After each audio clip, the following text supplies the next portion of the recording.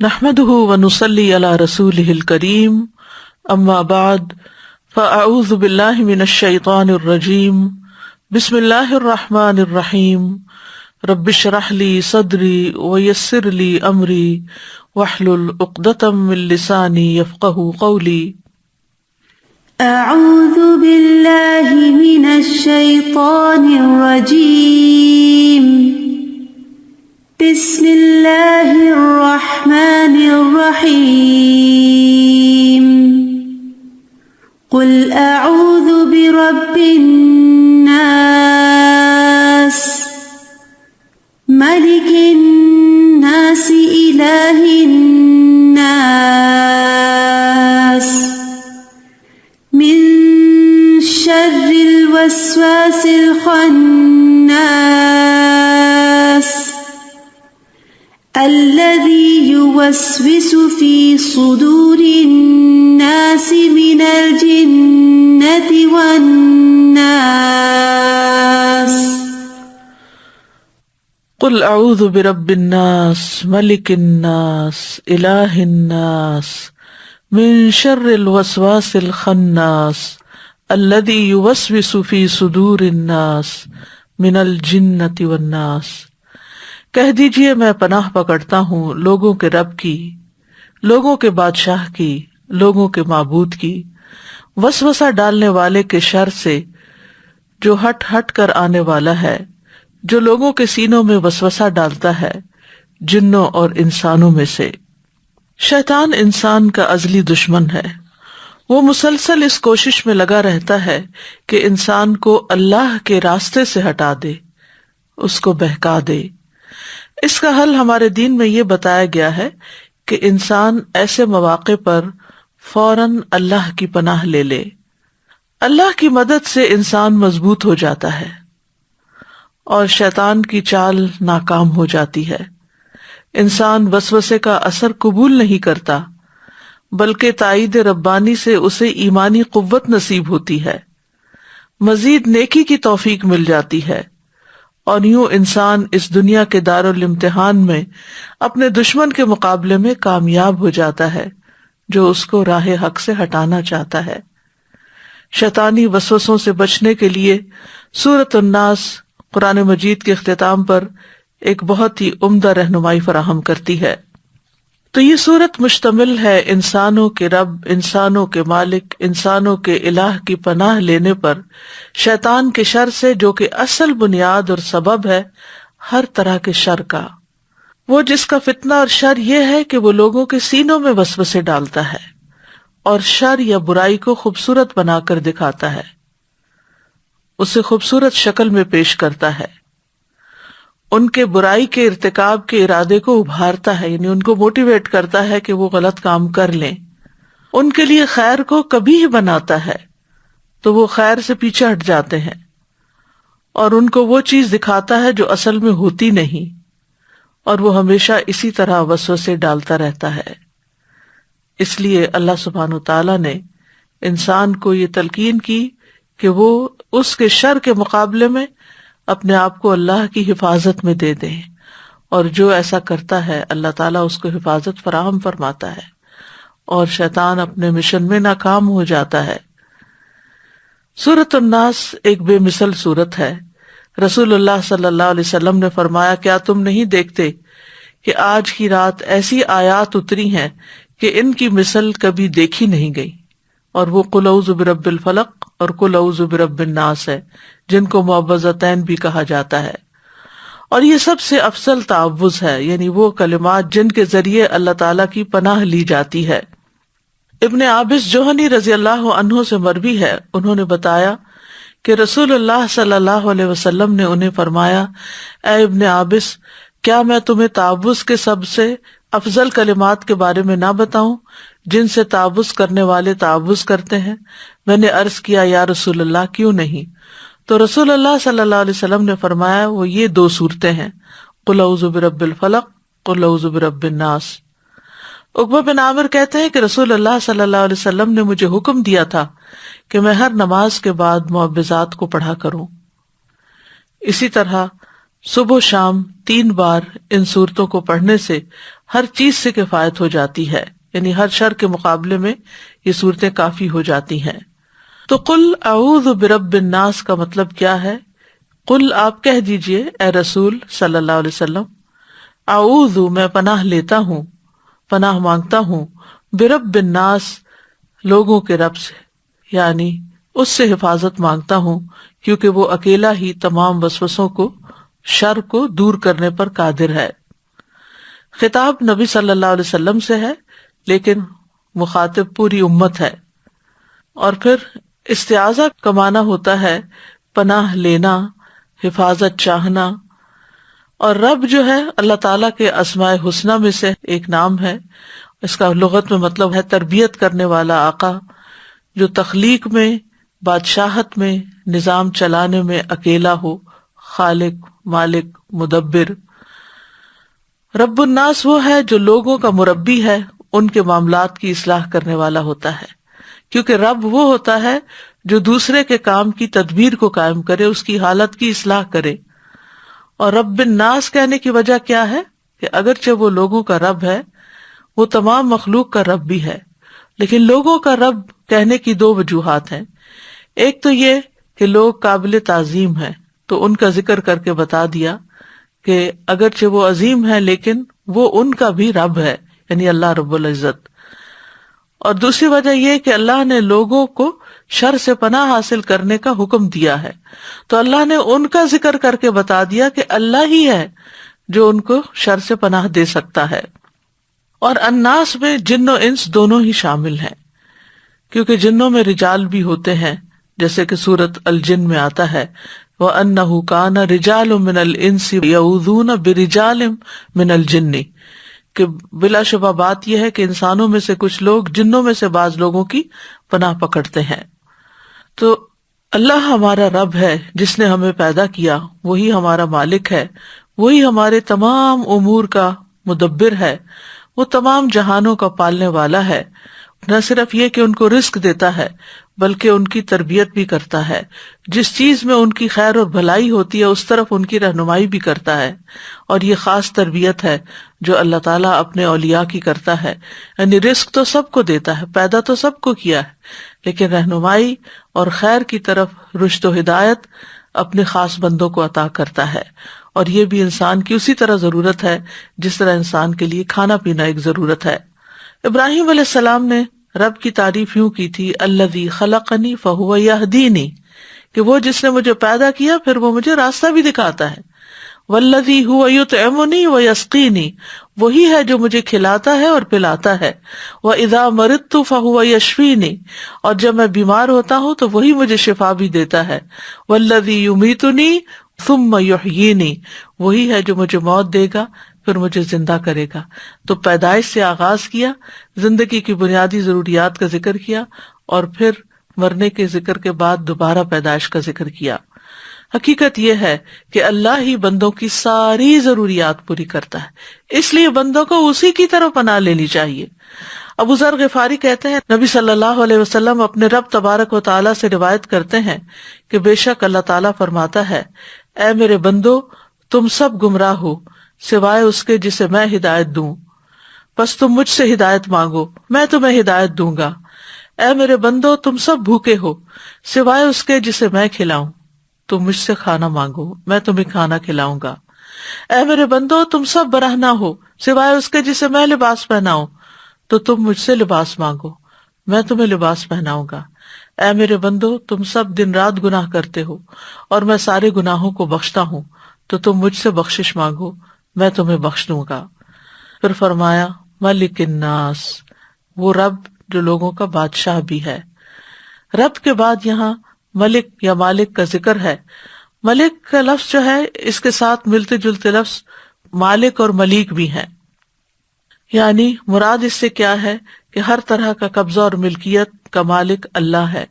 اللہ تعالیٰ کے پاس مکمل اختیارات ہیں، ہر چیز کی اہلیت بھی ہے اور قوت بھی ہے۔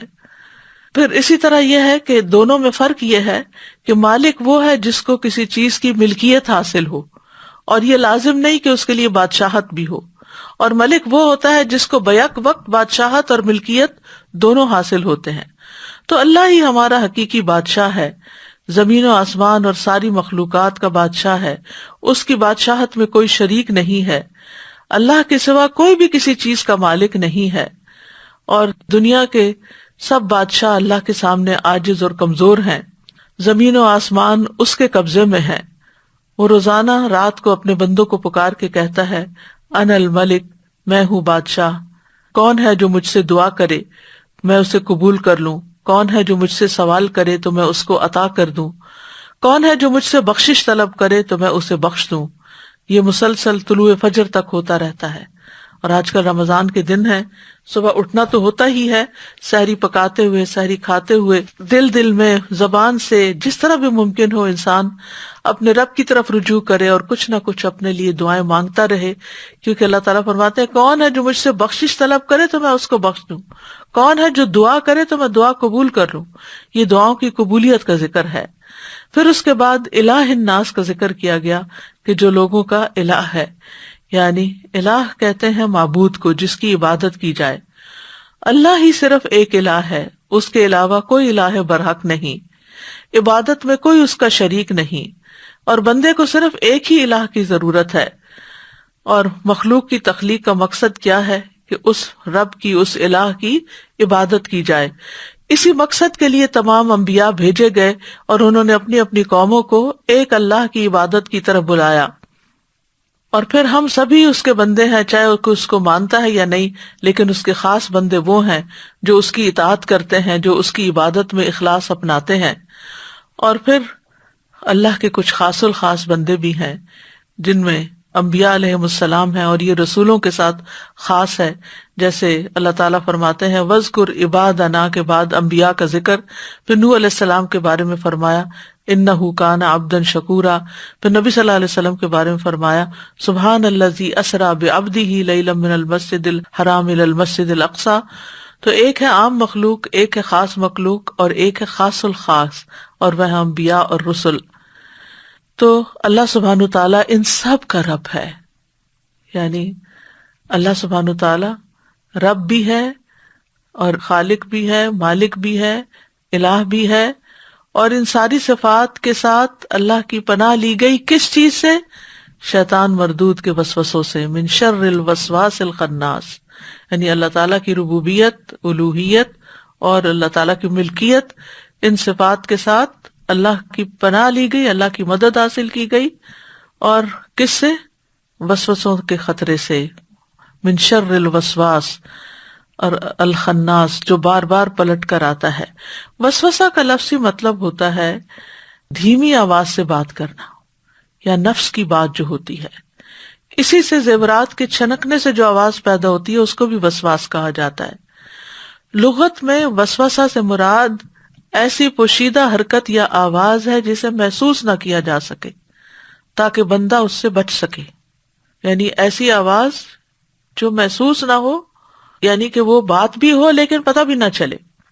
تو پوشیدہ چیز کو ڈالنے کا مطلب ہوتا ہے وسوسہ ڈالنا.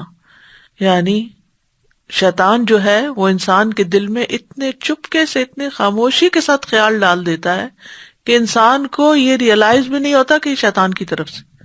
دن میں کتنی دفعہ ہمیں یہ سوچ آتی کہ میرا یہ خیال، میرا یہ گمان، میری یہ تھنکنگ جو ہے یہ شیطان کی طرف سے ہے، یا یہ وسوسہ ہے، یا میرے نفس کا شر ہے. کیونکہ آج کل رمضان میں شیطان تو بندھے ہوئے ہیں، لیکن ہمارے اپنے نفس کا شر جو ہے وہ بھی ہمارے اندر. وما ابرئ نفسی ان النفس لامارۃ بالسوء، میں اپنے نفس کو بری ذمہ قرار نہیں دیتا کہ نفس برائی کا حکم دیتا ہے. امارۃ بالسوء، ایک دن انسان دو خطروں میں گرا ہوا ہے، ایک طرف شیطان وسوسے ڈالتا ہے، دوسری طرف نفس. اور اس آخری عشرے میں بھی اگر ہمارے دل کے اندر نیگیٹو تھنکنگ آ رہی ہے، منفی خیالات آ رہے ہیں لوگوں کے بارے میں، اپنے کام کے بارے میں، عبادت کے بارے میں، پتہ نہیں قبول ہوئی ہے کہ نہیں، پتہ نہیں کوئی فائدہ ہوا ہے روزے رکھنے کا کہ نہیں، پتہ نہیں جو کچھ میں کر رہی ہوں یہ اچھا ہے بھی کہ نہیں، یہ سب شیطانی وسوسے ہیں یا پھر آپ کے نفس کا شر ہے. کہ نفس جو ہے وہ ان چیزوں پہ زیادہ راضی ہوتا ہے کہ جو عیش و عشرت والی ہوں، یا جن کی ظاہری چکا چوند بہت ہو، جس کو لوگ اپریشیٹ کریں، جس پہ واہ واہ ہو، جس پر ہمیں تعریف ملے. تو نفس عموماً ایسے کاموں پر خوش ہوتا ہے، لیکن خالص اللہ کے لیے، اللہ کی رضا کے لیے کام کرنے پر نفس بھی بڑی آسانی سے آمادہ نہیں ہوتا، اور اسی طرح یقین نہیں آنے دیتا کہ ہم جو کر رہے ہیں اللہ کی اطاعت اور عبادت کا کام یہی کرنا چاہیے اور اس کو چھوڑنا نہیں چاہیے۔ تو بہرحال شیطان کا وسوسہ ہو یا انسان کے دل میں پلٹ پلٹ پلٹ کے آنے والا خیال، اور پھر اس کے ساتھ چند باتیں اور بھی ملا کے ایک اچھی بھلی نیکی کے کام سے انسان رک جاتا ہے، جب انسان ان خیالات سے مغلوب ہو جاتا ہے جو بار بار اس کے دل میں آ رہے ہوتے ہیں۔ تو یاد رکھیے کہ کوئی بھی ایسی چیز جو بار بار آپ کے دل کو پریشان کرے، سمجھے کہ یہ شیطان کا شر ہے یا میرے نفس کا شر ہے، فوراً اللہ کی پناہ لینی چاہیے، یہی صورت پڑھ لینی چاہیے۔ اور خناس کا مطلب ہوتا ہے بہت زیادہ پیچھے ہٹ جانے والا، یعنی وہ شیطان جو انسان کے ساتھ ہے، جس کو موکل بھی کہا جاتا ہے، یہ انسان کے لیے خواہشات کو مزین کرتا ہے، اور پھر جب انسان اللہ کا ذکر کرتا ہے تو پیچھے ہٹ جاتا ہے، لیکن پیچھے نہیں ہٹتا، پھر دوبارہ پلٹ کے آتا ہے۔ پھر جب انسان اللہ کا ذکر کرتا ہے پھر پیچھے ہٹ جاتا ہے، لیکن پھر اپنا کام نہیں چھوڑتا جب تک دیکھ نہیں لیتا کہ اب یا تو یہ باز آنے والا نہیں، یا یہ کہ اب یہ میرے ٹریپ میں آ گیا، پکڑ لیا میں نے شکار۔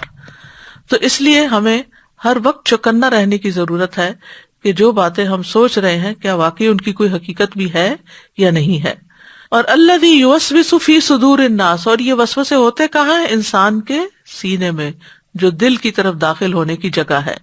تو سینے میں سے ہو کر آنے والے خیالات ہی دراصل دل پر وارد ہوتے ہیں، پہلے سینے پہ جمع ہوتے ہیں اور پھر دل میں داخل ہو جاتے ہیں، یعنی پہلے ایک لیئر ہوتی ہے، پھر اس کے بعد اگلی طرف اپنا یعنی رستہ بناتے ہیں۔ اگر تو انسان اللہ کی پناہ لیتا ہے اور اس خیال کو جھٹک دیتا ہے اور اپنا محاسبہ خود کر لیتا ہے کہ میں جو سوچ رہا ہوں اس سے میرے دین کو فائدہ ہے یا میری آخرت کو فائدہ ہے، یا مجھے اس سے بہت ثواب ملنے والا ہے، یا یہ کہ میں ایک بہانہ ڈھونڈ رہا ہوں نیکی کے کام سے باہر نکلنے کا، تو اس طرح انسان اپنے آپ کو جب سیلف انالیسس کر لیتا ہے، اللہ حول ولا قوت الا باللہ پڑھتا ہے، یا اعوذ باللہ من الشیطان الرجیم پڑھتا ہے، یا اعوذ باللہ من الشیطان الرجیم من ہمزہ ونفخہ ونفثہ، یا کوئی بھی ایسی دعا پڑھ لیتا ہے، ربی اعوذ بک من ہمزات الشیاطین اعوذ بک ربی ان یحضرون، یعنی جو بھی انسان پڑھتا ہے تو پھر انسان اس چکر سے باہر نکل آتا ہے اور شیطان دل میں نہیں جا کے جما سکتا۔ اور شیطان کے جو وسوسے ہیں ان کے بارے میں مقاتل کہتے ہیں کہ شیطان خنزیر کی شکل میں ہوتا ہے، وہ ابن آدم کی شریانوں میں اس طرح دوڑتا ہے جیسا کہ خون دوڑتا ہے۔ اللہ نے اس کو اس کام پر غلبہ دے دیا ہے، یعنی ایسا کر لیتا ہے وہ، اور اس کے وسوسے سے مراد وہ دھیمی آواز کے ساتھ اپنی اطاعت کی طرف دعوت دیتا ہے، وہ آواز ظاہر میں سنائی دیے بغیر دل تک پہنچتی ہے۔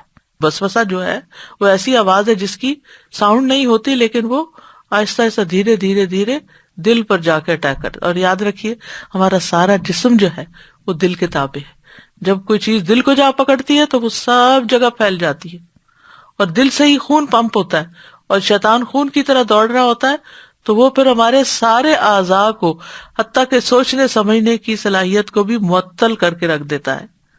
اور ذکر سے غفلت کی حالت میں خاص طور پر شیطان وسوسے ڈالتا ہے۔ قتادہ کہتے ہیں انسان کے سینے میں شیطان کی اسی طرح تھوتنی ہوتی ہے جس طرح کتے کی تھوتنی ہوتی ہے، تو جب ابن آدم اللہ کے ذکر سے غافل ہو جاتا ہے تو وہ اس میں وسوسہ ڈالتا ہے، اور جب بندہ اپنے رب کا ذکر کرتا ہے تو پیچھے ہٹ جاتا ہے۔ تو شیطان کے وسوسوں کی کچھ اقسام ہیں، مثلاً انسان کے ایمان کو خراب کرنا، عقائد میں شک پیدا کرنا، پھر جب دیکھتا ہے کہ نہیں عقیدہ تو نہیں اس کا بگڑ رہا تو پھر نافرمانی کا حکم دیتا ہے، جب اس پہ قدرت حاصل نہیں ہوتی تو نیکی سے روک لیتا ہے۔ یعنی ایک ہے گناہ کا حکم دینا، اور ایک اسے پتا ہے اس نے غلط کام نہیں کرنا، اس بندے نے بڑا مخلص ایماندار بندہ ہے، لیکن یہ جو نیکیوں کے بھاگ بھاگ کے کام کر رہا ہے بڑے شوق ذوق سے اس کو روک لو۔ اور پھر جب اس پہ قدرت حاصل نہیں ہوتی تو عبادت کر چکتا ہے انسان تو اس میں ریاکاری داخل کر لیتا ہے کہ اس طرح ضائع کرا دے، اور اگر انسان ریاکاری سے بھی بچ جائے تو دل میں خود پسندی ڈال دیتا ہے، اعجاب بالنفس ڈال دیتا ہے، اور اس کے عمل کو بڑھا کر دکھاتا ہے کہ تم نے تو اس رمضان میں بہت محنت کر لی، بہت کام کر لیے۔ اسی میں سے ہے کہ وہ دل میں حسد، کینے اور غصے کی آگ کو دہکاتا ہے، یعنی یہ بھی شیطان کا شر ہوتا ہے کہ انسان کے اندر حسد پیدا کرتا ہے، کینہ، یعنی کوئی دل میں بات آ گئی کسی کے خلاف جانے ہی نہیں دیتا، پلٹ پلٹ کے وہی سوچواتا ہے، اور غصے کی آگ کو دہکاتا ہے، یہاں تک کہ انسان کو برے اعمال اور کبھی حالات کی طرف کھینچ کے لے جاتا ہے۔ تو اس کے شر سے بچنا آسان نہیں ہے سوائے اللہ کی مدد کے۔ تو اسی طرح یہ ہے کہ کبھی انسان کو کبیرہ گناہوں کی طرف بلاتا ہے، جب اس پہ اثر نہیں ہوتا تو صغیرہ گناہوں کی طرف، کبھی نماز اور وضو کے اوپر وسوسے ڈالتا ہے، کبھی ایسا ہوتا ہے کہ انسان کو کوئی عضو دھونا ہوتا ہے تو اس بارے میں اس کو شک ہوتا ہے، کبھی پھر نماز کے اندر یہ کہ 2 رکعتیں پڑھی ہیں یا 4 پڑھی ہیں اس میں شک ڈال دیتا ہے۔ ابن تیمیہ کہتے ہیں کتاب الایمان میں کہ مومن کبھی شیطان کے ایسے کفریہ وسوسوں میں مبتلا کیا جاتا ہے جس کی وجہ سے اس کا سینہ تنگ پڑ جاتا ہے، یعنی دل میں اتنے برے برے خیالات آتے ہیں کہ انسان اپنے آپ سے تنگ ہو جاتا ہے۔ ابن عباس کہتے ہیں کہ آدمی نبی صلی اللہ علیہ وسلم کی خدمت میں آیا اور کہنے لگا، اے اللہ کے رسول، ہمارے دل میں کچھ خیالات آتے ہیں، اور وہ اشارے کنائے سے کچھ اس طرح کہہ رہا تھا کہ ان خیالات کو زبان پر لانے کی بجائے کوئلہ ہو جانا اسے زیادہ پسند ہے۔ تو رسول اللہ صلی اللہ علیہ وسلم نے فرمایا، حمد اس اللہ کی جس نے ابلیس کے مکر کو وسوسے کی طرف لوٹا دیا، یعنی صرف خیال تک اس کو قدرت دی، باقی اور وہ کچھ نہیں کر سکتا۔ ایک اور روایت میں ہے کہ انہوں نے کہا کہ ہم وسوسوں کے بارے میں بات کرنا بہت سنگین خیال کرتے ہیں، تو آپ نے فرمایا، الحمدللہ الذی رد کیدہ الی الوسوسہ، اور یہی جملہ اگر انسان پڑھے وسوسہ آتے وقت تو بھی وسوسہ دور ہوتا ہے، یعنی اس وسوسے کا پیدا ہونا اور انسان کے دل میں اس کی کراہیت ہونا، اس کا اس وسوسے کو دل سے دور ہٹانا، یہی خالص ایمان کی علامت ہے۔ جیسا کہ ایک مجاہد کی مثال ہے، اس کے پاس دشمن حملہ کرنے کے لیے آ جائے تو وہ دفاع کرتا ہے، اس کو دور ہٹاتا ہے، یہاں تک کہ اس پر غالب آ جاتا ہے، اور یہ بہت بڑا جہاد ہوتا ہے۔ یہاں تک کہ ابن تیمیہ کہتے ہیں یہی وجہ ہے کہ طالب علم اور اللہ کے خاص بندوں کو ایسے وسوسے اور شبہات لاحق ہوتے ہیں جو دوسروں کو نہیں آتے، کیونکہ دوسرے اللہ کی شریعت اور اس کے منہج پہ نہیں چل رہے ہوتے، بلکہ وہ اپنی خواہشات پر ہی جھکے ہوئے ہوتے ہیں اور اپنے رب کے ذکر سے غافل ہوتے ہیں، اور یہی شیطان کا مقصد ہے۔ ان کے برعکس وہ لوگ جو علم اور عبادت کی صورت میں اپنے رب کی طرف متوجہ ہوتے ہیں، شیطان انہی لوگوں کا دشمن ہے، یہ ان کو اللہ سے روکنا چاہتا ہے، خیر کے کام سے روکنا چاہتا ہے۔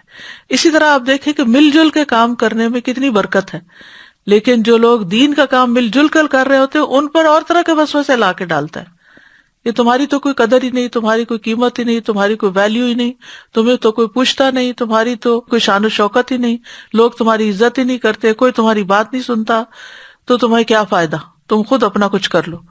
اور اسی طرح کے وسوسوں میں آ کے بہت سے لوگ اجتماعیت سے نکل جاتے ہیں، جس کے نتیجے میں نہ وہ اکیلے کچھ بہت بڑی پرفارمنس کرتے ہیں اور نہ ہی پھر دین کو کوئی فائدہ ہوتا ہے۔ پھر اسی طرح یہ ہے کہ وسوسوں کی پہچان اس طرح ہوتی ہے کہ انسان جس چیز کو بڑے ذوق و شوق اور ایمان کے جذبے کے ساتھ کر رہا ہوتا ہے، وہ جذبہ ٹھنڈا پڑنے لگتا ہے، وہ ایمان کمزور ہونے لگتا ہے۔ پھر یہ ہے کہ وسوسوں کا آنا جو ہے یہ شیطان کا مکر و فریب ہے۔ جو وسوسوں کو قبول کر لیتا ہے اس کا ایمان کمزور ہوتا ہے۔ وسوسوں کا آنا ایمان کی کمزوری نہیں، وہ تو مومن ہر ایک کے دل میں کچھ نہ کچھ ڈالے گا، لیکن اس کو قبول کر لینا، اسے ایکسپٹ کر لینا، اس کو فیکٹ سمجھ لینا، یعنی ان خیالات کو ایک حقیقت بنا لینا، یہ ایمان کی کمزوری کی دلیل ہے۔ تو جو شخص وسوسوں کے پیچھے نہ پڑے اور اپنے رب پر بھروسہ کر لے اس کا ایمان مضبوط ہے، اور اگر ایسا کر لیتا ہے تو مزید پہلے سے بھی زیادہ مضبوط ہو جاتا ہے۔ اور جو وسوسے کی پیروی کر لے تو اس کا ایمان کمزور ہے اور پھر وہ اس کو اور نیچے دھکیلتا ہے۔ لیکن یاد رکھیے کہ شیطان کے وسوسوں میں بذات خود کوئی طاقت نہیں ہے، یہ انسان ہی اس کو قبول کر کے طاقت دیتا ہے یا ریجیکٹ کر کے ان کو کمزور کر دیتا ہے۔ ان کید الشیطان کان ضعیفا۔ اب یہ آپ کے اوپر ہے کہ آپ اسے ایکسپٹ کر لیتے ہیں یا ریجیکٹ کر دیتے ہیں۔ پھر یہاں پر فرمایا من الجنۃ والناس، کہ یہ وسوسے جن بھی ڈالتے ہیں اور انسان بھی ڈالتے ہیں، یعنی شیطان کی طرح انسانوں کا بھی انسانوں کے اندر وسوسے ڈالنے کا عمل ہوتا رہتا ہے۔ اور رمضان میں اگر شیطان قید ہیں تو بعض اوقات انسانوں کو اپنے نفس کے علاوہ دوسرے ایسے انسانوں سے بھی واسطہ پڑتا ہے جو اس کے اندر وسوسے ڈالتے ہیں، اور وہ بہت مخلص ہو کر آتے ہیں۔ قرآن مجید میں ان کو شیاطین الانس والجن کہا گیا ہے، انسانوں کے شیطان اور جنوں کے شیطان۔ تو وسوسہ ڈالنے والے 2 طرح کے شیطان ہیں، من الجنۃ والناس، جو سینوں میں وسوسے ڈالتے ہیں، اور جنوں کا وسوسہ جو ہوتا ہے نا وہ پوشیدہ ہوتا ہے، انسانوں کا وسوسہ جو ہے وہ اعلانیہ ہوتا ہے، کھلم کھلا ہوتا ہے۔ قرآن مجید میں آتا ہے وَكَذَلِكَ جَعَلْنَا لِكُلِّ نَبِيٍّ عَدُوًّا شَيَاطِينَ الْإِنسِ وَالْجِنِّ، اور اسی طرح ہم نے ہر نبی کے لیے انسانوں اور جنوں کے شیطانوں کو دشمن بنا دیا، یعنی انسانوں اور جنوں کے شیطانوں کو دشمن بنا دیا، کس کا؟ انبیاء کا۔ اسی طرح نیک لوگوں کے بھی یہ دشمن بن جاتے ہیں۔ قتادہ کہتے ہیں کہ جنات میں سے بھی شیاطین ہیں اور انسانوں میں سے بھی شیاطین ہیں، تو ہم جنوں اور انسانوں کے شیاطین سے اللہ کی پناہ طلب کرتے ہیں۔ پھر جنات کی تخلیق جو ہے، یعنی انسانوں اور فرشتوں کے علاوہ ایک تیسری مخلوق جن بھی ہیں، اور ان کی تخلیق جو ہے وہ آگ سے ہوئی ہے۔ وَالْخَلَقَ الْجَانَّ مِن مَارِجٍ مِّن نَارٍ، اور جن کو آگ کے شعلے سے پیدا کیا۔ اور جنات کی تخلیق کا مقصد بھی اللہ کی عبادت کرنا ہے۔ اور جن کی وجہ تسمیہ کیا ہے، جن کو جن کیوں کہا جاتا ہے؟ کیونکہ وہ انسانوں کی نظروں سے اوجھل ہوتے ہیں، انسان ان کو دیکھ نہیں پاتے۔ جیسے باغ کو جنت کہا گیا کیونکہ اس کے درختوں کی ٹہنیاں ایک دوسرے کے اندر لپٹی بھی ہوتی ہیں، اور ماں کے پیٹ میں جو بچہ ہوتا ہے اس کو جنین کہا جاتا ہے کیونکہ وہ بھی نظر نہیں آتا۔ ڈھال کو مجنہ کہا جاتا ہے کیونکہ جنگجو کو اس کو اپنے سامنے کر کے اس کے پیچھے چھپ جاتا ہے۔ اسی طرح جنوں کی جہاں تک ساخت اور تخلیق کا تعلق ہے تو قرآن و سنت سے پتہ چلتا ہے کہ ان کے بھی دل، آنکھ اور کان ہیں، اور دیگر چیزیں بھی ہیں، ان کی اولاد بھی ہوتی ہے۔ لیکن جنات کی کچھ اقسام بتائی جاتی ہیں۔ ایک قسم وہ ہے جن کے پر ہیں اور وہ ان کے ساتھ ہوا میں اڑتے ہیں، دوسری قسم سانپ اور کتے کی طرح کے ہیں، اور ایک وہ قسم ہے جو پڑاؤ کر لیتے ہیں اور کچھ کوچ کرتے ہیں۔ پھر اسی طرح یہ ہے کہ کالی چیزیں جو ہیں یہ شیطانی قوتوں کو دوسرے رنگوں کی نسبت زیادہ تقویت بخشتی ہیں، اندھیرے میں شیاطین پھیلتے ہیں، کالی چیزیں انہیں پسند ہوتی ہیں۔ پھر اسی طرح یہ ہے کہ بہت تیز رفتار ہوتے ہیں، جلدی سے ایک جگہ سے دوسری جگہ پہنچ جاتے ہیں، آسمان کی طرف تیزی سے چڑھ جاتے ہیں۔ ان کو کئی فنون بھی آتے ہیں، جیسے سلیمان علیہ السلام نے ان سے تعمیرات کا اور آلات بنانے کا کام لیا تھا۔ پھر انہیں مختلف شکلیں اختیار کرنے پر بھی قدرت حاصل ہوتی ہے، جیسے شیطان انسان کی شکل بھی اختیار کر لیتے ہیں بعض اوقات، اور جانوروں کی صورت بھی۔ انسان کے جسم میں شیطان خون کی طرح جاری ہوتا ہے، یعنی ساتھ ساتھ اس میں دوڑ رہا ہوتا ہے۔ پھر جنات کے کچھ کمزور پہلو بھی ہیں، اور وہ کیا ہیں کہ شیطان کی چال کمزور ہے۔ پھر نیک بندوں پر شیطان کا تسلط نہیں، مضبوط ایمان والے بندوں سے شیطان ڈرتا بھی ہے، جیسے عمر رضی اللہ عنہ تھے۔ سلیمان علیہ السلام کے لیے جنات مطیع کر دیے گئے تھے۔ جنات معجزات نہیں لا سکتے، یعنی پیغمبروں کے معجزات نہیں دہرا سکتے، خواب میں نبی صلی اللہ علیہ وسلم کی صورت اختیار نہیں کر سکتے، آسمان و زمین کی ایک حد تک پہنچ کر رک جاتے ہیں، بند دروازے نہیں کھول سکتے۔ یہ چند ان کی کمزوریاں ہیں کہ وہ یہ کرنے پہ قادر نہیں، یہ معلوم ہونی چاہیے تاکہ انسان بلا وجہ کے وسوسوں اور خوف میں مبتلا نہ ہو۔ جنوں میں نیک بھی ہوتے ہیں اور جنوں میں بد بھی ہوتے ہیں، جیسا کہ سورۃ الجن سے ہمیں پتہ چلتا ہے۔ شیطان انسانی شکل میں بھی آتے ہیں، جیسے حضرت ابو ہریرہ والی حدیث سے پتہ چلتا ہے کہ جب وہ صدقہ فطر پر نگران بنائے گئے تھے اور شیطان وہاں سے چوری کر رہا تھا، تو بہرحال حضرت ابو ہریرہ نے کہا کہ میں تمہیں نبی صلی اللہ علیہ وسلم کے پاس لے جاؤں گا۔ 3 دن تک وہ ایسے ہی کہتے رہے، تو تیسرے دن وہ بہت منت کرنے لگا اور کہا کہ میں تمہیں ایک ایسی بات بتاتا ہوں کہ جس سے تمہیں فائدہ ہوگا تو تم مجھے چھوڑ دو۔ حضرت ابو ہریرہ علم کے بہت حریص تھے، لہٰذا انہوں نے یہ بات سن لی اور اس کو چھوڑ دیا۔ اور اس نے کیا بتائی بات کہ جب بستر پر لیٹو تو آیت الکرسی شروع سے آخر تک پڑھ لیا کرو، اللہ کی طرف سے تم پر ایک نگران مقرر رہے گا اور صبح تک شیطان تمہارے قریب بھی نہیں آ سکے گا۔ تو یہ حضرت ابو ہریرہ نے یہ بات نبی صلی اللہ علیہ وسلم کو بتائی تو آپ نے فرمایا اگرچہ وہ جھوٹا تھا لیکن تم سے یہ بات سچ کہہ گیا۔ اے ابو ہریرہ کیا تم جانتے ہو تم 3 راتوں سے کس سے باتیں کر رہے تھے؟ انہوں نے کہا نہیں۔ آپ نے فرمایا وہ شیطان تھا۔ پھر اسی طرح یہ ہے کہ ان کے رہائش گاہیں جو ہیں وہ ناپاک جگہ بھی ہوتی ہیں اور گھروں میں بھی اپنا ٹھکانہ بنا لیتے ہیں۔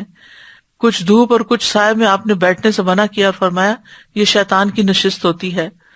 جنات کے پھیلنے کا وقت سورج کے غروب ہوتے ہی چھوڑ دیے جاتے ہیں یہاں تک کہ شام کا اندھیرا ختم ہو جائے۔ اسی طرح آپ نے فرمایا کہ سورج کے غروب ہوتے ہی اپنے بچوں کو روک لیا کرو یہاں تک کہ رات کا اندھیرا یا سرخی ختم ہو جائے. یہ وہ گھڑی ہے جس وقت شیاطین اڑتے پھرتے ہیں، ان کے پر بھی ہوتے ہیں نا، یعنی مراد یہ کہ ان کو اڑنا بھی آتا ہے، اسی لیے آسمانوں کی طرف جاتے ہیں. پھر اسی طرح جنات شریعت کے مکلف بھی ہیں اور آخرت میں ان سے حساب بھی لیا جائے گا. شیطان کے حملوں کو جاننے سے پہلے یہ جاننا ضروری ہے کہ شیطان کی چال کمزور ہے، اس کی چال محض وسوسے تک ہے، مخلص بندوں پر اس کا زور نہیں چلتا. مضبوط مومن شیطان پہ بہت بھاری ہوتا ہے، مومن اپنے شیطان کو تھکا دیتا ہے. بعض نیک لوگوں سے شیطان بھاگ نکلتا ہے، کہیں راستے میں مل جائے تو دوسرا راستہ اختیار کر لیتا ہے، جیسے حضرت عمر تھے. اللہ کے نام کے آگے شیطان کمزور ہو جاتا ہے. نبی صلی اللہ علیہ وسلم نے فرمایا دروازوں کو بند کر لیا کرو اور اللہ کو یاد کرو. شیطان ایسے بند دروازوں کو نہیں کھولتا جس پر اللہ کا نام لیا گیا ہو. پھر اسی طرح اس کا زور جو ہے وہ مشرکین اور کفار پہ چلتا ہے. ہمیں شیطان کو اپنا دشمن سمجھنا چاہیے، کیونکہ قیامت کے دن وہ ہم سے بے وفائی کرے گا اور کہے گا کہ میں نے تو ان کو نہیں بہکایا، میں نے تو بس دعوت دی تھی اور یہ میرے کہنے پر میری طرف آ گئے. یہ سورۃ ابراہیم آیت نمبر 22 میں آتا ہے. اور شیطان کہے گا جب سارے کام کا فیصلہ کر دیا جائے گا کہ بے شک اللہ نے تم سے وعدہ کیا سچا وعدہ، اور میں نے تم سے وعدہ کیا تو میں نے تم سے خلاف ورزی کی، اور میرا تم پر کوئی غلبہ نہ تھا سوائے اس کے کہ میں نے تمہیں بلایا اور تم نے میرا کہنا مان لیا. اب مجھے ملامت نہ کرو، اپنے آپ کو ملامت کرو.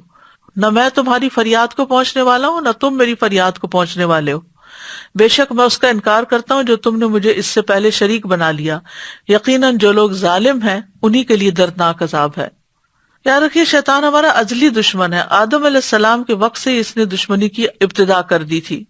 اس کا پہلا وسوسہ اور وار حضرت آدم اور حوا پر ہوا جب اس نے ان کو وسوسوں کے ذریعے پھسلا دیا اور کہا کہ میں تمہیں جنت کے ایسے دائمی درخت کا پتہ بتاتا ہوں جس سے تمہاری بادشاہت کبھی پرانی نہ ہوگی اور تم ہمیشہ کی زندگی حاصل کر لو گے. قسمیں کھا کر اپنی بات کا یقین دلایا اور دھوکے سے ان کو پھسلا دیا. اور پھر آدم علیہ السلام کو بار بار وسوسے ڈالتا رہا. یعنی شیطان جو ہے وہ اپنے مشن سے جلدی ہارتا نہیں. ہم تو چھوٹی سی بات، ذرا سی مخالفت کوئی کر دے، ذرا سا کوئی ہمیں پرے دھکیل دے تو ہم اس سے بھی کہیں زیادہ دور چلے جانا چاہتے ہیں. لیکن شیطان جو ہے وہ اپنی بات سے باز نہیں آتا. وہ ایک جو تہیہ کر لیتا ہے پھر یعنی کروا کے چھوڑتا ہے، الا یہ کہ اس کو اللہ کے کلمات کی مار پڑے. اولاد آدم سے اس کی کھلی دشمنی ہے. قرآن مجید میں آتا ہے ان الشیطان للانسان عدو مبین، بے شک شیطان انسان کا کھلا دشمن ہے. شیطان نے کثیر مخلوق کو گمراہ کر لیا ہے اور شیطان کا ایک ہی ہدف ہے، ایک ہی ٹارگٹ ہے، اور وہ بندوں کو گمراہ کرنا. بس اس کی زندگی کا ایک ہی کام ہے. یحییٰ بن معاذ کہتے ہیں اے ابن آدم شیطان سے بچ جا، کیونکہ وہ تو قدیم ہے تم نئے ہو. وہ بڑا ایکسپرٹ ہے، وہ فارغ ہے اور تم مصروف ہو. اس کا ایک ہی کام ہے اور تمہارے بے شمار کام ہے. اس کا صرف ایک مقصد ہے کہ وہ تمہیں تباہ کر دے، اور تمہارے کئی مقاصد ہیں. شیطان تمہیں دیکھتا ہے، تم اسے نہیں دیکھ سکتے. تم اسے بھول جاتے ہو، وہ نہیں بھولتا.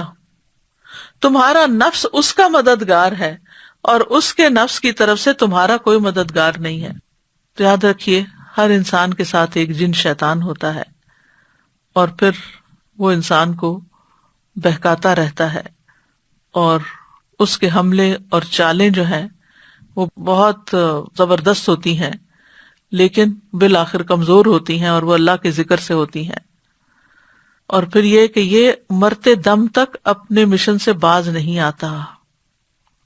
اللہ کی ذات کے بارے میں حملے کرتا ہے ہم پر، اللہ کے بارے میں شک ڈالتا ہے دل میں، بری بری باتیں بعض اوقات ڈالتا ہے، کفر اور شرک کا ارتکاب کرواتا ہے، صراط مستقیم سے روکتا ہے، اطاعت سے نکلوا دیتا ہے، اللہ کی نافرمانی کے کام کرواتا ہے، دین میں طرح طرح کے فتنے پیدا کرتا ہے، عبادت میں خلل پیدا کرتا ہے، نماز پڑھنے والے کو وسوسے ڈالتا ہے، نماز میں پلٹ پلٹ کر وسوسے ڈالتا ہے.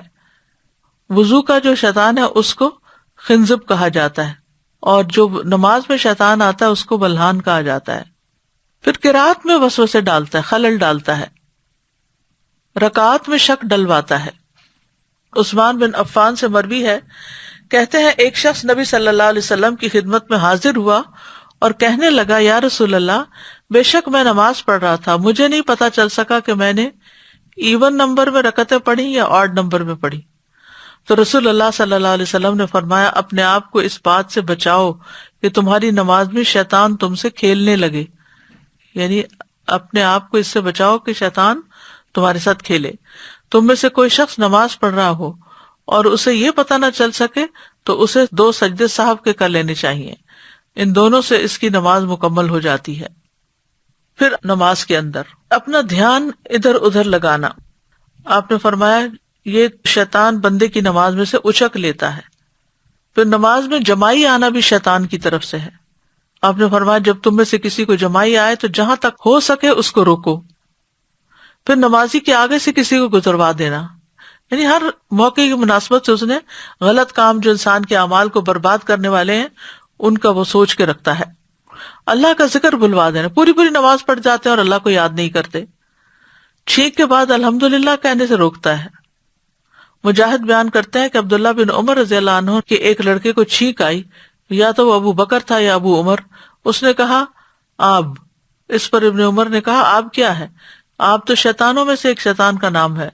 اس نے چھینک اور الحمدللہ کے درمیان اس نام کو داخل کر دیا تاکہ انسان اللہ کا نام نہ لے اور لفظ بولتا رہے۔ پھر ذکر سے غافل کرتا ہے، جب انسان ذکر کر رہا ہوتا ہے تو وہ کہتا ہے فلاں چیز یاد کرو، فلاں چیز یاد کرو، یہاں تک کہ انسان نماز سے بھی فارغ ہو جاتا ہے اور اس کو یاد بھی نہیں ہوتا کہ اس نے کتنی رکعتیں پڑھی، یا ذکر کے وقت سلا دیتا ہے۔ عبداللہ رضی اللہ عنہ کہتے ہیں کہ اللہ کو یاد کرو تو شیطان کی طرف سے نیند آ جائے گی، اگر چاہو تو تجربہ کر کے دیکھ لو، جب کوئی خوابگاہ میں لیٹے تو اللہ عز و جل کو یاد کرے۔ یعنی کچھ لوگ ایسے ہوتے ہیں جن کو رات کو دیر سے نیند آتی ہے بستر پہ جانے کے بعد، تو وہ اللہ کا ذکر شروع کر دیں، جلدی آ جائے گی۔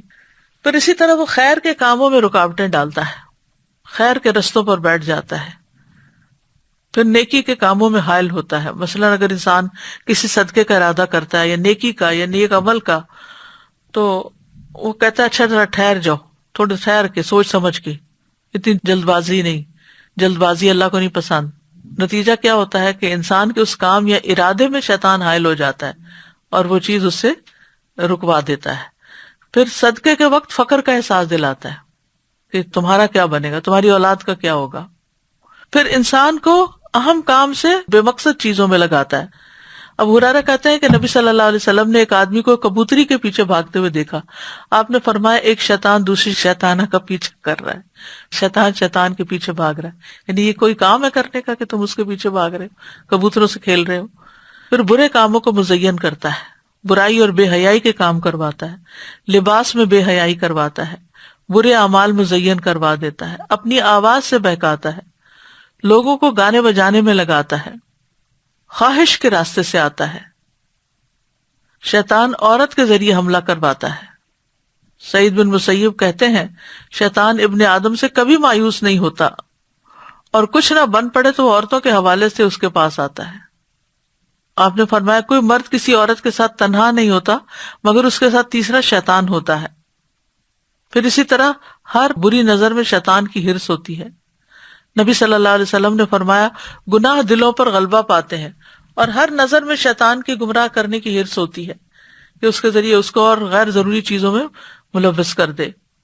آپس کے تعلقات میں خرابیاں پیدا کرتا ہے، عداوت اور نزاع پیدا کرتا ہے، آپس میں لڑائیاں ڈلواتا ہے، انسانوں میں فتنے پیدا کرتا ہے، میاں بیوی کے درمیان جدائی ڈالتا ہے، شوہر کو بیوی پر غصہ دلاتا ہے، آپس میں لڑوا کر غصہ دلواتا ہے، بچوں کے درمیان حسد پیدا کرتا ہے جیسے اخوان یوسف، سرگوشیوں کے ذریعے بندوں کو غمگین کرتا ہے۔ شیطان کے کچھ اور بھی مکر و فریب ہیں، جس طرح اللہ کی نعمتوں پر مغرور کر دیتا ہے بندے کو کہ تم سب سے بہتر ہو، اور پھر بندوں پہ تکبر کرواتا ہے، اللہ کی ذات کی رضا کے علاوہ خواہشات کی پیروی سکھاتا ہے، روزمرہ کے معمولات میں اپنا حصہ ڈالتا ہے۔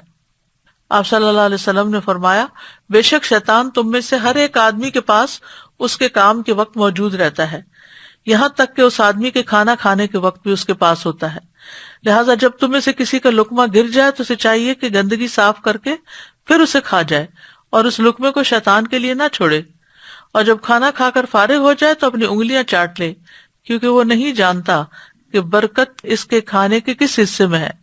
پھر اسی طرح اگر بسم اللہ پڑھ کے گھر میں داخل نہ اور بسم اللہ پڑھ کے دروازہ بند نہ کرے اور بسم اللہ پڑھ کے کھانا نہ کھائے تو شیطان ہر چیز میں شریک ہو جاتا ہے۔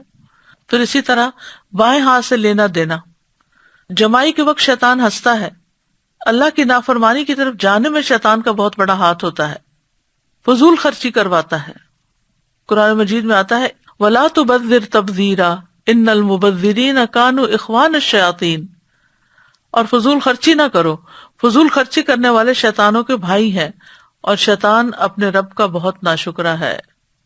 تو شیطانی حملوں سے حفاظت کے لیے اگر کسی کو محسوس ہو کہ اس کے اوپر اس طرح کے حملے بہت ہو رہے ہیں جن کا ابھی ہم نے پیچھے ذکر کیا، تو اللہ کی پناہ ہی میں اصل پناہ ہے اور کوئی بھی پناہ نہیں دے سکتا۔ لہذا سب سے پہلے انسان اپنی توحید کو خالص کرے، اپنے رب کے ساتھ اپنے معاملے کو صاف کرے، پھر اللہ پر توکل کرے، تقوی کے نور سے وسوسوں کو ہٹائے، نیک اعمال اور عبادات کو لازم کر لے اور برائیوں سے بچے، کثرت سے اذکار کرے، ہر موقع کے اذکار کرے، صبح و شام کے، نمازوں کے بعد کے، میت کی بخشش کے، پھر سواری پہ بیٹھ کر بھی اللہ کا ذکر کرے۔ اللہ کے ذکر کا فائدہ یہ ہوتا ہے کہ شیطان حقیر ہو جاتا ہے، تھک جاتا ہے۔ جیسے ابھی آپ کو بتایا الوسواس الخناس، پوری سورت پڑھ کے وسواس سے پناہ، اور اس طرح پھر یہ کہ وہ تھک جاتا ہے اور حقیر ہو جاتا ہے۔ ابن عباس کہتے ہیں کہ جب انسان بھول میں پڑ جاتا ہے یا غفلت کی حالت میں ہوتا ہے تو شیطان ابن آدم کے دل پہ بیٹھ جاتا ہے، اسے وسوسہ ڈالتا ہے، پھر جب انسان اللہ کا ذکر کرتا ہے تو وہ رک جاتا ہے۔ 3 دفعہ ویسے تو پڑھنا چاہیے صبح شام اور نمازوں کے بعد ایک دفعہ، لیکن یہ ہے کہ اگر کسی کو دم کرنا ہو، کسی کے اوپر جنات کا اثر ہو یا پوزیس ہو تو اس صورت میں 11 دفعہ پڑھ سکتے ہیں۔ اذکار جو ہوتے ہیں وہ ایک زرہ کی طرح ہوتے ہیں اور شیطان کو آنے نہیں دیتے۔ اسی طرح صفائی ستھرائی کا اہتمام کرنا چاہیے، جسمانی صفائی کا، یعنی دن کی ابتدا 3 کاموں سے۔ آپ نے فرمایا شیطان تم میں سے ہر ایک آدمی کی گردن پہ جب وہ سو جاتا ہے 3 گریں لگاتا ہے، روز 3 گریں لگتی ہیں، ہر ایک گرہ پر پھونک مارتا ہے، ابھی رات بڑی لمبی ہے۔ جب کوئی بیدار ہوتا ہے اور اللہ کا ذکر کرتا ہے، دعا پڑھتا ہے تو ایک گرہ کھل جاتی، وضو سے دوسری اور نماز سے تیسری، اور انسان حشاش بشاش خوش مزاج اٹھتا ہے۔ اسی طرح اٹھ کر ناک جھاڑنی چاہیے۔ نبی صلی اللہ علیہ وسلم نے فرمایا جب تم میں سے کوئی نیند سے بیدار ہو اور وضو کرے تو 3 مرتبہ ناک میں پانی ڈال کر جھاڑے، کیونکہ شیطان اس کی ناک کے بانسے میں رات گزارتا ہے۔ پھر گھر کو شیطانی چیزوں سے پاک کرنا چاہیے۔ آپ نے فرمایا گھنٹی شیطان کا باجا ہے۔ رات ہوتے ہی شیطان سے حفاظتی اقدامات کرنے چاہیے، بچوں کو روک لینا چاہیے، دروازے بند کر لینے چاہیے اور اللہ کا نام لینا چاہیے۔ مشکیزوں کو بھی بند کر لیں، برتنوں کو ڈھانک دیں۔ پھر شیطان سے بچنے کا ایک اور طریقہ قرآن سے مضبوط تعلق، قرآن کو تھامنا شیطان کی گمراہیوں سے بچانے کا ذریعہ ہے۔ پھر استعاذہ یعنی تعوذ والی دعائیں جو ہیں، اعوذ باللہ من الشیطان الرجیم، اور اسی طرح جو دیگر دعائیں ہیں جن میں شیطان کے وسوسے، اس کی پھونک اور تھوک سے پناہ مانگی گئی، من ہمزہ ونفخہ ونفثہ۔ اور پھر شیطان کو برا بھلا کہنے کی بجائے اللہ کی پناہ لینی چاہیے، کیونکہ شیطان بہت خوش ہوتا ہے جب ہم اس کو برا بھلا کہتے ہیں، کیونکہ وہ سمجھتا ہے میں کامیاب ہو گیا ہوں، جو میرا مشن تھا وہ پورا ہو گیا۔ پھر یہ ہے کہ بیت الخلاء میں جاتے ہوئے تعوذ پڑھنا چاہیے، اللہم انی اعوذ بک من الخبث والخبائث۔ پھر کتے کے بھونکنے اور گدھے کی آواز سن کر، پھر گھبراہٹ کے وقت اعوذ بکلمات اللہ التامات من غضبہ وعقابہ وشر عبادہ ومن ہمزات الشیاطین وان یحضرون۔ پھر رقیہ کرتے وقت، مسجد میں داخل ہوتے وقت، کسی منزل پہ اترتے وقت، برا خواب دیکھتے ہوئے، پھر عقائد پر اگر شیطانی وسوسے آ رہے ہوں، اللہ کے بارے میں شک ہو یا آخرت کے بارے میں، تو اس وقت، پھر صبح و شام۔ پھر اسی طرح کرنے کے کاموں میں یہ ہے کہ وسوسوں سے اعراض برتے، دل کو اتنا چمکا کے رکھے کہ ذرا سا بھی وسوسہ آئے تو فوراً آپ الرٹ ہو جائیں، اور یہ تقوی والوں کے لیے ہوتا ہے۔ اذا مسہم طائف من الشیطان تذکروا فاذا ہم مبصرون، کہ وہ ایک دم الرٹ ہو جاتے ہیں کہ نہیں نہیں نہیں، یہ تو بالکل بہت منفی بات ہے، نیگیٹو تھنکنگ ہے، شیطان کا وسوسہ ہے، مجھے اس کو چھوڑ دینا ہے۔ اور پھر اعراض برتنا ہے وسوسوں سے، کیونکہ شیطان تو چاہتا ہے کہ انسان کو آکیوپائڈ رکھے۔ پھر اسی طرح یہ ہے کہ وسوسوں سے جان چھڑانے کے کئی ایک راستے ہیں. مثلاً جتنے بھی ہمارے کام ہیں نا ان کے شروع میں بسم اللہ پڑھی جائے. کھانا پینا، لباس پہننا، یہ چیز شیطان کے وسوسوں سے حفاظت کا ذریعہ بن جاتی ہے. پھر اللہ کی کتاب کے ایک مقرر حصے کی تلاوت لازمی کرنی چاہیے. روزانہ رب پڑھیں. رمضان میں تو لوگ 1 سپارہ روزانہ کا پڑھ ہی لیتے ہیں لیکن بعد میں پھر بھول جاتے ہیں. تو اپنی ہیبٹ بنائیں کہ نو میٹر واٹ، تنگی ہو خوشحالی ہو، ہر روز چاہے سپارہ پڑھیں یا آدھا پڑھیں یا رب پڑھیں لیکن کچھ نہ کچھ مقرر کر کے ضرور پڑھیں. پھر مسجد میں نماز با جماعت یہ مردوں کے لیے ہے. سنت مؤکدہ اور قیام اللیل پر دوام. جب وضو ٹوٹے دوبارہ وضو کر لیا جائے. اور اللہ کی تخلیق میں غور و فکر کرنا، باہر نکل جانا، واک پہ درختوں کو دیکھنا، قدرت کے نظارے دیکھنا، اس سے انسان کا دھیان بڑھ جاتا ہے. شیطان کا خیال اور دل میں آنے والی بات، مثلاً کسی نے آپ کو ہرٹ کر دیا، اب شیطان کو موقع مل جاتا ہے کہ اس شخص سے آپ کو اور بدگمان کرے. نتیجہ کیا ہے کہ وہ بار بار وہی خیال ڈالتا ہے، یہ اس نے تمہیں کہا، یہ کہا، یہ کہا، یہ کہا. انسان بھولتا ہی نہیں، بہتر ہے نکل جائے کہیں اور اللہ کی تخلیق پر غور و فکر کرے. کیونکہ یہ جو تکلیف ہے نا شیطانی، یہ تو پیغمبروں کو بھی اس نے دی تھی. ایوب علیہ السلام نے کہا تھا کہ شیطان نے مجھے سخت تکلیف اور عذاب میں ڈال دیا ہے. تو شیطان کے اکساہٹوں اور وسوسوں سے پناہ لینی چاہیے. بستر پہ جاتے ہوئے صبح و شام، پھر سواری پر آیت الکرسی پڑھنا. شیطان کے مقابلے میں اسلحہ بردار فرشتوں کا حصول. جو شخص لا الہ الا اللہ وحدہ لا شریک لہ لہ الملک ولہ الحمد یحیی و یمیت وہو علی کل شیء قدیر مغرب کے بعد 10 بار پڑھے، اللہ تعالیٰ اس کی حفاظت کے لیے اسلحہ بردار فرشتے مقرر کر دیتے ہیں جو اس کی صبح تک شیطان سے حفاظت کرتے ہیں. تو یہاں پر الحمدللہ ہمارا قرآن کے موتی پروگرام کا اختتام ہوتا ہے. اللہ سبحانہ و تعالیٰ سے دعا ہے کہ وہ ہم سب سے قبول کرے اس کام میں جس جس کا حصہ ہے، اور جس جس نے اس کو سنا ہے، آگے لوگوں تک پہنچایا ہے، اور تحریری شکل میں اور جس بھی شکل میں جس نے جو بھی اس کام میں اپنا حصہ ڈالا ہے. میں خاص طور پر شکریہ ادا کروں گی اپنی آڈیو ٹیم کا، جنہوں نے بہت محنت کے ساتھ، جاں فشانی کے ساتھ راتوں کو جاگ کر اس کو ایڈٹ کر کے لوگوں کے لیے آگے شیئر کرنے کے لیے اس کو اویلیبل کیا ہے. یعنی کہ ہم نہیں جانتے کہ کس کس کا کس طرح کتنا حصہ ہے. اللہ سبحانہ وتعالیٰ سب کا قبول کرے جنہوں نے محنت کی، ریسرچ کی اور ساری چیزوں کو تیار کیا. اللہ سبحانہ وتعالیٰ سب سے قبول فرمائے. اور انشاءاللہ اس کے بعد اب کل سے ہم فقہ القلوب اسی ٹائم پر پڑھیں گے تاکہ کوئی گیپ نہ آئے. اللہ کے ذکر اور اللہ کے دین کا علم ہم سیکھتے رہیں، کیونکہ دین کا علم سیکھنا جو ہے وہ جنت کا راستہ ہے. تو وہ انسان کی زندگی کا کوئی دن ایسا نہ جائے کہ جس میں اس نے کچھ علم حاصل نہ کیا ہو. اور سجدوں کی دعاؤں میں ربی زدنی علما پڑھا کریں. مختصر سی دعا ہے لیکن جب آپ تراویح وغیرہ پڑھ رہے ہوتے ہیں تو اس وقت بھی. اور اس کے علاوہ یہ ہے کہ انشاءاللہ ویکنڈ پہ اب تدبر قرآن سورۃ الکہف دوبارہ ریزیوم ہو جائے گی، اور 2 جون سے انشاءاللہ ہم شروع کریں گے قیامت کی نشانیاں. کیونکہ اس موضوع پر بھی کافی غلط فہمیاں پائی جاتی ہیں. تو قرآن و سنت ہمیں کیا بتاتے ہیں اور پھر ہمارے کرنے کے کام کیا ہیں وہ جاننا ضروری ہے. تو امید ہے کہ آپ سب ہمارے ساتھ رہیں گے ان پروگرامز میں. اللہ تعالیٰ سب کو استقامت عطا کرے اور رمضان کے بعد ہم باقی رمضان سے اس حال میں نکلیں کہ ہمارے اندر تقویٰ پیدا ہو چکا ہو اور ہم رمضان شروع ہونے سے پہلے جس حال میں تھے اس سے بہتر اپنی زندگی کا آغاز کریں. جو بھی دن باقی رہ گئے ہیں اللہ تعالیٰ ان میں ہمیں بہترین طریقے سے عبادت کی توفیق عطا فرمائے اور ہم سے راضی ہو جائے اور ہم سب کی دعائیں قبول فرمائے. ربنا تقبل منا انک انت السمیع العلیم وتب علینا انک انت التواب الرحیم. وصلی اللہ تعالی علی خیر خلقہ محمد وعلی آلہ واصحابہ واہل بیتہ اجمعین برحمتک یا ارحم الراحمین. الہی آمین. رب ارحمہما کما ربیانی صغیرا. السلام علیکم ورحمۃ اللہ وبرکاتہ.